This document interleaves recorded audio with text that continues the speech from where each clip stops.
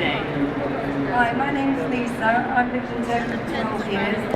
How I first ended up in Turkey, I was a tour operator manager. Well, before that I was a holiday rep. And I can tell you everything about living in Turkey, if you want to move there or buy a property.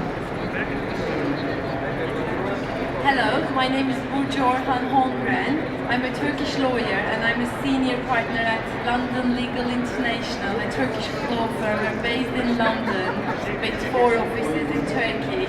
And my intention today is that I give you an overview of the buying procedure, answer all your legal questions so that you can make an informed choice about your investment.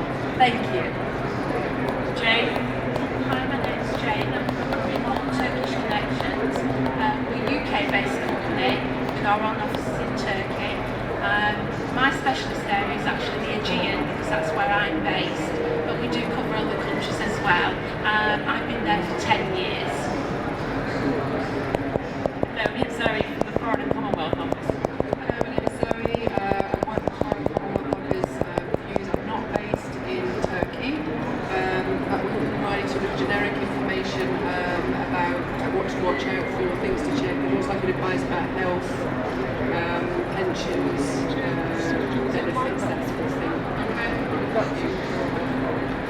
Okay, well I know some of you are interested in buying in Turkey, so maybe we kick off with a brief overview of how the process works from our lawyer. Okay, great. The Turkish buying procedure is quite simple and straightforward. It's just different than the UK system. So you find a property and then you put a deposit for your property.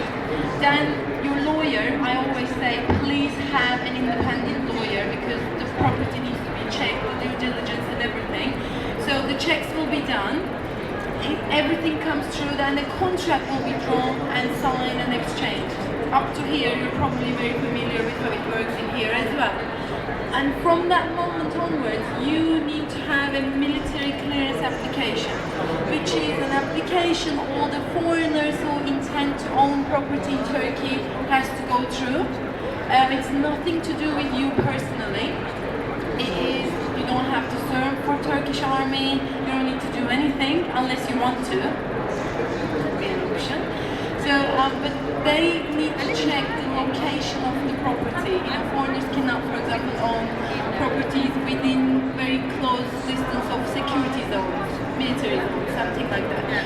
So the military clearance arrives, and I could say about 99.9% of the property for sale in these kind of exhibitions and everything would be within a place that you could actually own.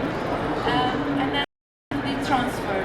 It's a half-a-day transaction, very straightforward. You do not have to be in Turkey.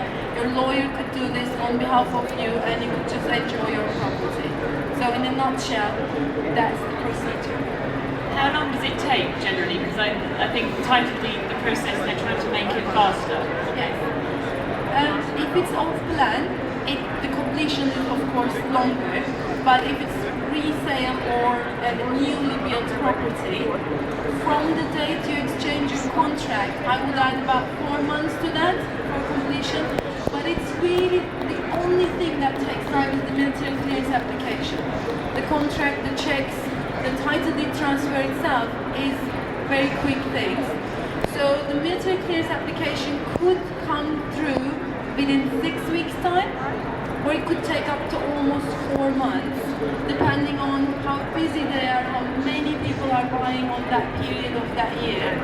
But I would say 4 months from the day you sign your contract to your title deed. And Jane, maybe you can tell us about the costs typically involved in buying a resale or a new property.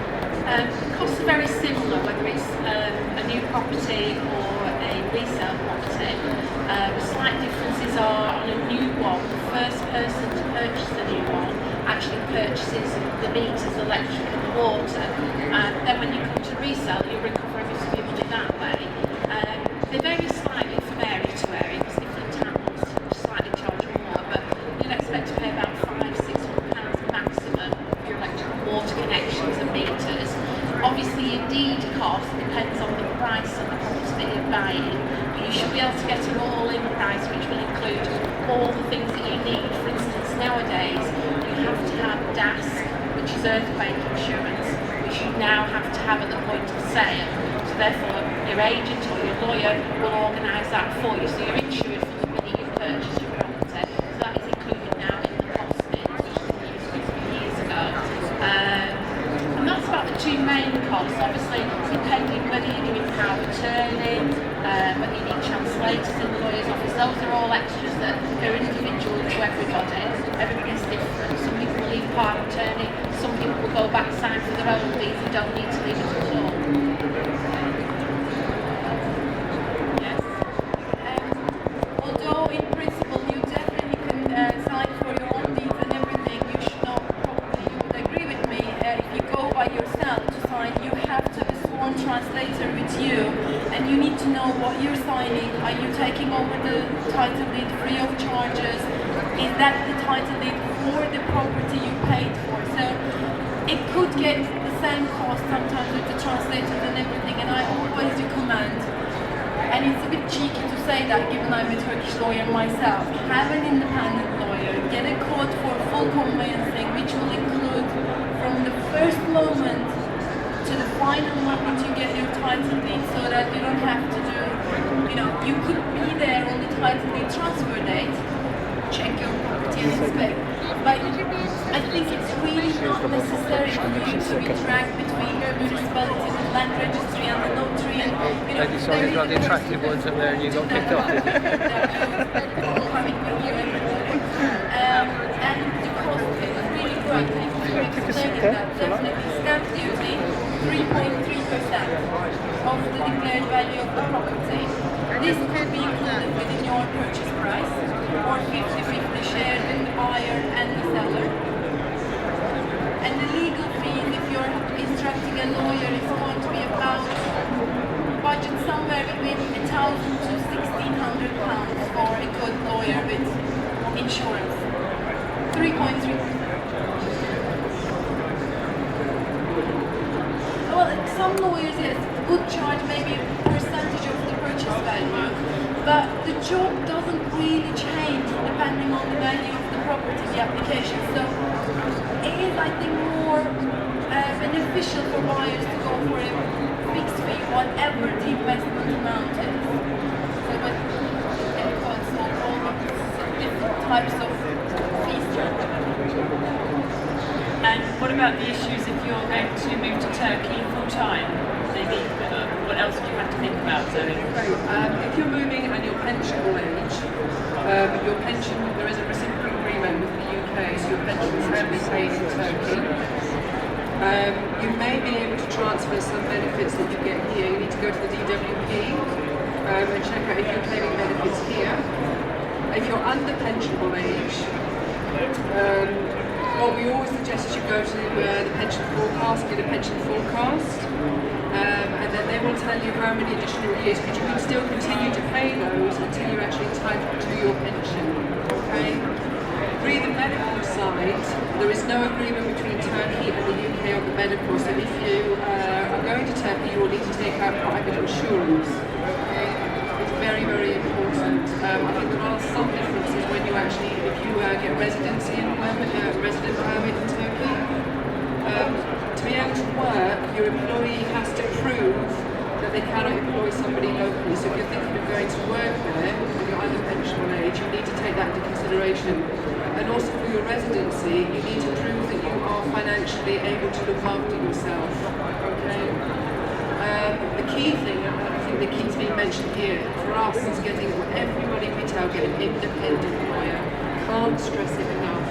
And the other thing which is also raised is about getting translation. So if you go down to the taproom to get the registration done, make sure you understand what you are signing. Don't sign anything unless you have read it and you understand it personally.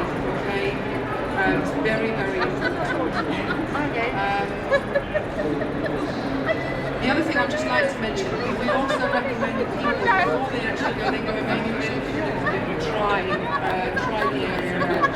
And the one thing with Turkey to watch out, if you are renting or doing a timeshare, the military thing still is a necessity. So you can't rent military zone, so you still have to get that military clearance done within the zone in which you're renting. Lisa, do you want to add anything? You've moved to Turkey yourself. What about the things you have to think about if you're going to live there on a practical level? Well, what you have to think about is lots of different things. Obviously, you need to get your residence book, which is fairly straightforward.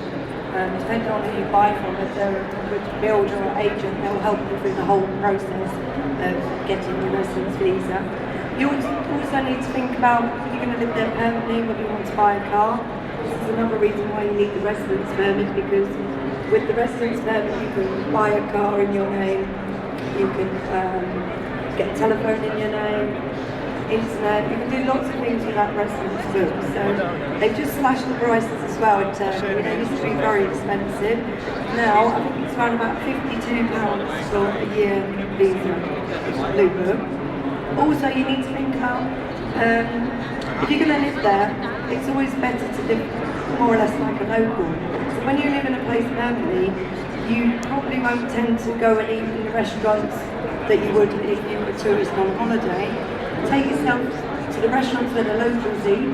Also go to the market and buy all of the fresh, losing my voice now, fresh fruits and vegetables, and you're going to pay a lot less than if you go to the supermarket. So you can actually live very, very cheaply, and if you do have a bit of spare cash, put it in the bank, convert it into lira, and you're going to get fantastic interest rates between 9 and 11%. But it's all about how much money you've got, and you can sort of haggle a bit with the bank manager to get a better exchange rate. Can we just add something on the banks that actually your security is up to 50,000 Turkish lira.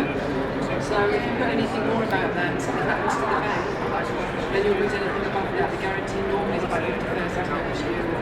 So spread it amongst the different banks. And Jane, you also went to sort of moved out there. I mean, do you have to speak Turkish? No, not at all. It's easy enough because everybody speaks English. However, it's nice. There are lots of language schools and people do private lessons. You can go and sit in an afternoon and have 2 hours one-to-one or 2 or 3 be together and learn Turkish. It'll take you a long time because it's a complicated language, and I wouldn't like to try and write any of it, but I can read it a lot better and understand it better than perhaps I can even speak it. But you will get help, and people are very grateful if you even attempt it. They're very, very grateful. But there are very nice people to work with and to live amongst, and they're patient. They don't expect you to come out with a huge sentence that's perfect. They'll be patient with you.